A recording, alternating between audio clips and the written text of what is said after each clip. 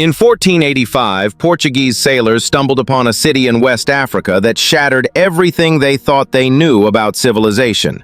The captain, Lourenço Pinto, stood frozen at what he saw. He would later write, "Great Benin, where the king resides, is larger than Lisbon. All the streets run straight and as far as the eye can see. The houses are large, especially that of the king, which is richly decorated and has fine columns." But here's what will blow your mind. This African city had street lighting before London. It had urban planning before New York existed. And it was protected by walls that were 4 times longer than the Great Wall of China. This is the story they erased from your history books.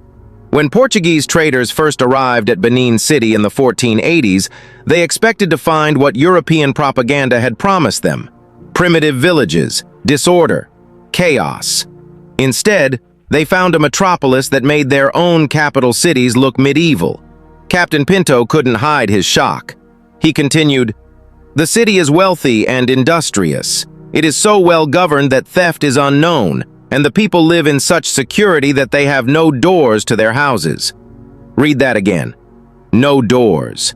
Because crime was so rare that the people of Benin didn't need to lock their homes.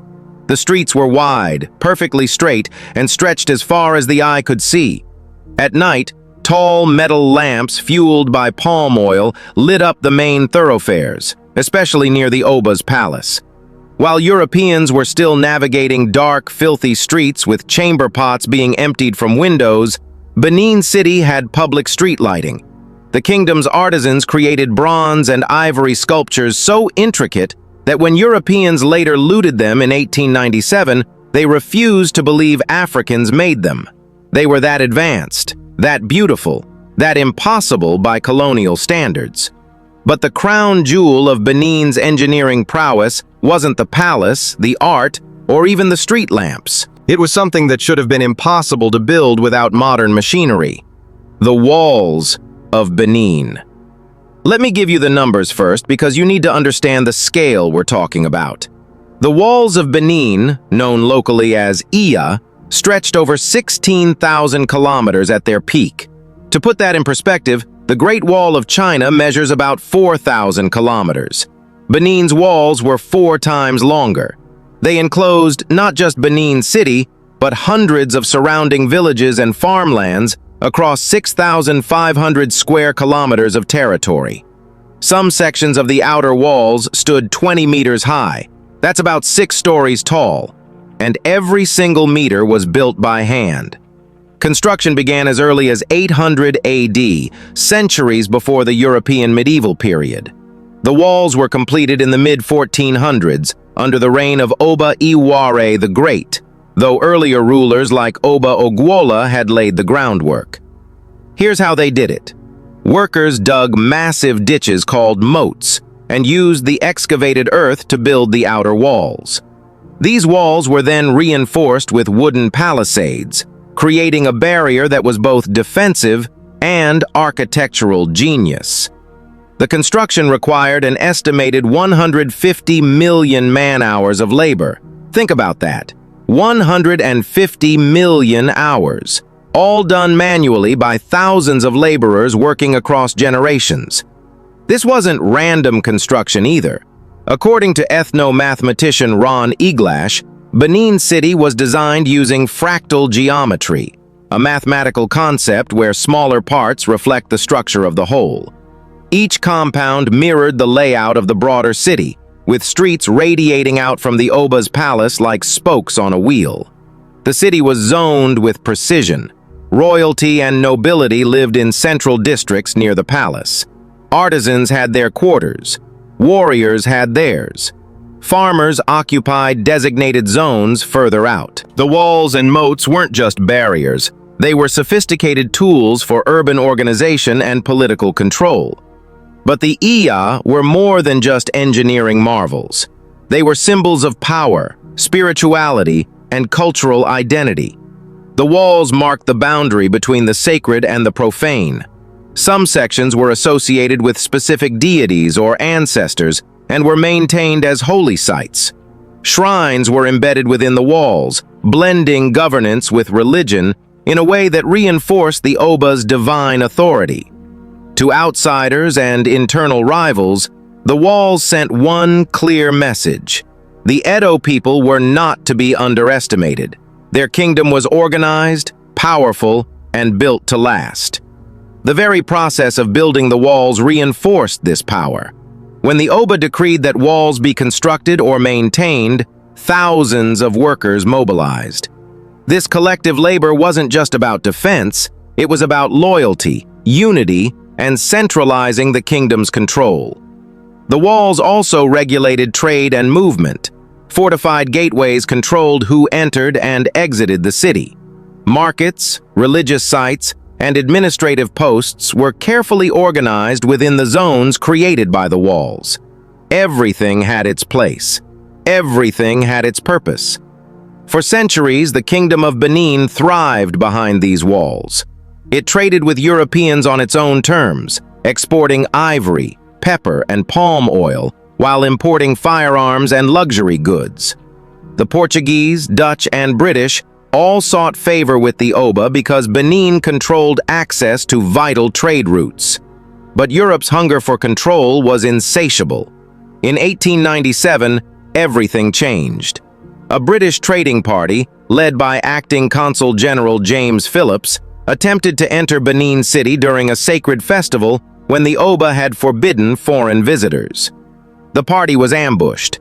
Most of the British officers were killed. Britain used this incident as justification for what they called a punitive expedition. But what followed wasn't justice. It was annihilation. Thousands of British troops invaded the kingdom in February 1897. They looted the royal palace, seizing thousands of bronze plaques, ivory carvings, and sacred artifacts. They burned Benin City to the ground, destroying centuries of history in a matter of days. Then came the systematic destruction of the walls. British forces demolished sections of the Iya, filled in the moats, and repurposed the earth for colonial infrastructure. They didn't just want to conquer Benin, they wanted to erase it, to dismantle the symbols of its power, to rewrite the narrative so that Africa appeared primitive, uncivilized, in need of European salvation. The Oba, Ovonramwen Nogbaisi, was deposed and exiled to Calabar, where he died in 1914. The Kingdom of Benin was formally annexed into the British colony of southern Nigeria. The looted artifacts? They were sold to museums and private collectors across Europe. Today, the British Museum alone holds over 900 Benin Bronzes. Germany has thousands more.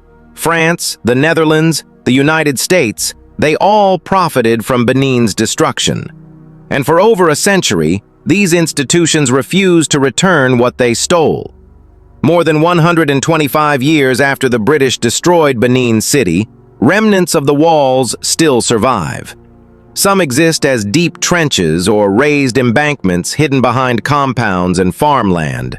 Others lie buried beneath modern roads and buildings in present-day Edo State, Nigeria.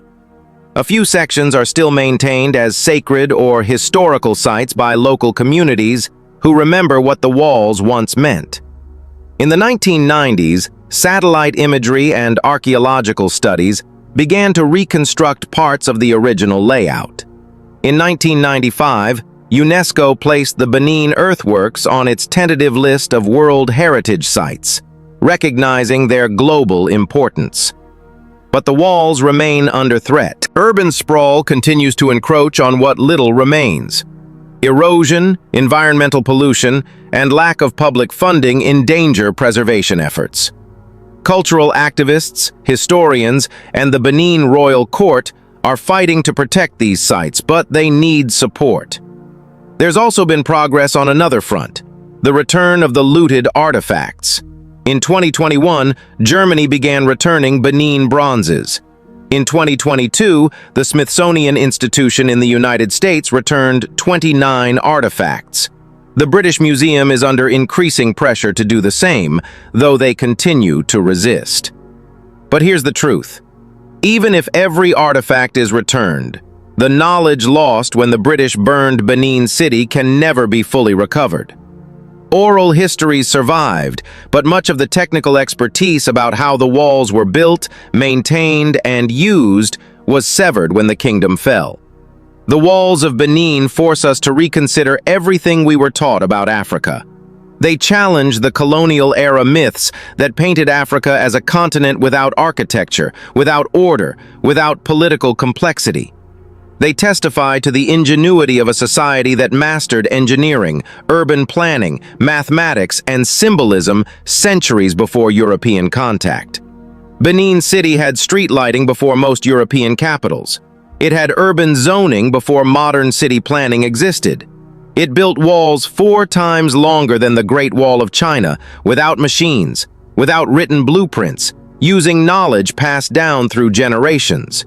And when Europeans finally saw it, they couldn't reconcile what they saw with the lies they'd been told. So instead of celebrating it, they destroyed it, looted it, erased it. But the walls of Benin still stand, fragmented, endangered, but alive. They're a reminder that African civilizations developed infrastructure, social systems, and technological achievements independent of Europe.